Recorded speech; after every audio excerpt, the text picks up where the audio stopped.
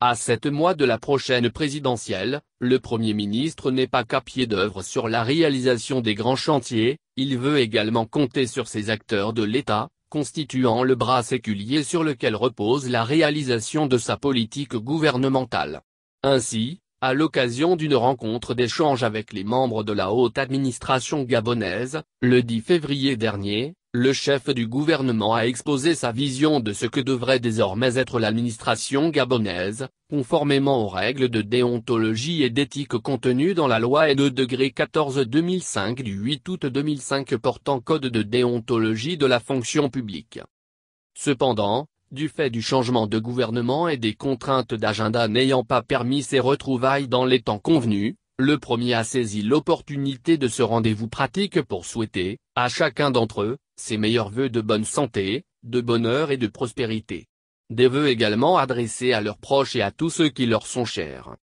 Plus de 2 semaines après avoir obtenu la confiance des députés à 91,05% autour des 12 priorités de son action, il était nécessaire voire primordial de rappeler aux acteurs principaux les enjeux du moment. J'ai donc souhaité vous rencontrer cet après-midi pour vous décliner la feuille de route du gouvernement, intégrée dans ma déclaration de politique générale, que vous avez la responsabilité de mettre en œuvre avec patriotisme, pragmatisme et proximité. Outre la continuité de l'action publique déjà engagée dans la mise en œuvre du PAT, notre action collective de performance va s'articuler autour des 12 priorités que sont la lutte contre la vie chère routière et l'énergie, la santé et les affaires sociales, l'emploi, l'éducation et la formation, le conflit homme/faune, les élections, la carte nationale d'identité, l'insécurité et la justice, les relations avec les institutions, la décentralisation, la diplomatie, a énoncé Alain-Claude Bilibine, indiquant que l'aboutissement de ce vaste chantier de réforme,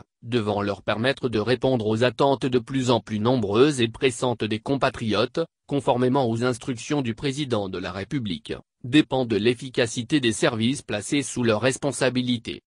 Pour parvenir à remporter ce challenge, le patron de l'administration reste convaincu que le respect scrupuleux des règles de déontologie et d'éthique contenues dans la loi N-14/2005 du 8 août 2005 portant code de déontologie de la fonction publique, qui doivent caractériser chacune des décisions des membres de la haute administration et auxquelles ils doivent résolument être attachés dans l'exercice quotidien de leurs fonctions, et l'antidote au venin constitué par des attitudes déviantes qui altèrent la performance de l'action publique.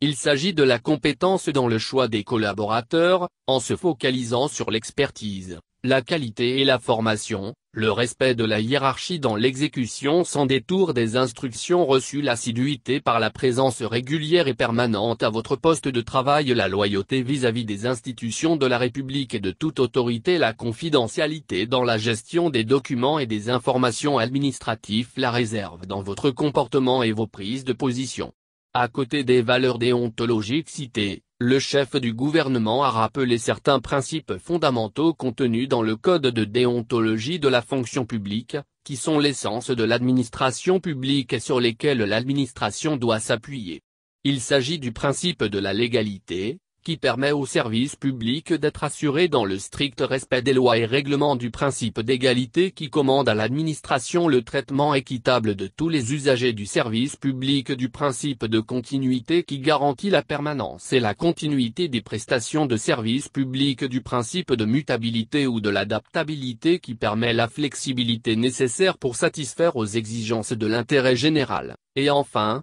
du principe de responsabilité, qui permet de répondre aux dommages résultant de la mise en œuvre de son action.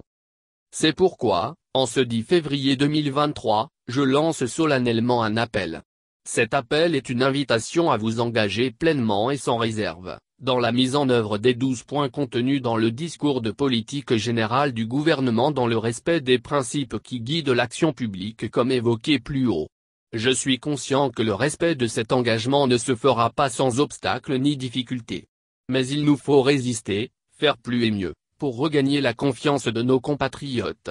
Je ne doute pas un seul instant de votre capacité à relever ce défi. Vous avez déjà démontré à de nombreuses reprises, votre résilience et votre capacité à produire des travaux de qualité, a déclaré Alain-Claude Bilibine.